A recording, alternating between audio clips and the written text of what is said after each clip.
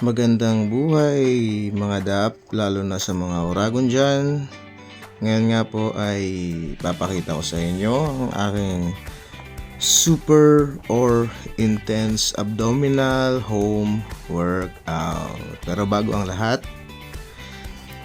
baka pwede naman palike naman ang aking video at paki-follow na din ang aking Facebook channel. So maraming salamat sa suporta at magandang buhay.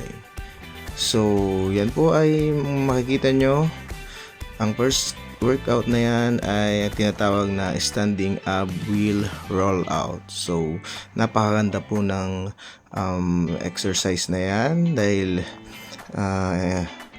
pinapalakas po niya ng ating core. So yung workout na po yan ay para lamang po sa mga sanay na sa mga abdominal exercises. So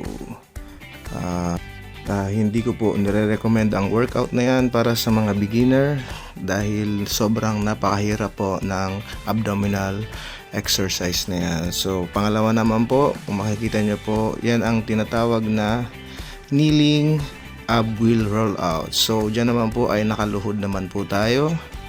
So mas medyo madali siya compared dun sa standing kasi nakaluhod lamang po siya. So kaya sa mga medyo may experience na when it comes abdominal exercises, pwede po siya.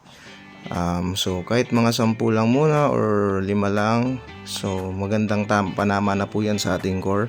So mas maganda po na dun muna tayo sa basic sit-ups para naman hindi tayo manibago sa ating katawan kasi napakahirap po ng workout na yan na ginagawa natin. So yan po yung tinatawag na ab wheel rollout, may standing at kneeling. So yun lamang po. Maraming salamat at magandang buhay sa atin lahat. Ingat tayo palagi. God bless.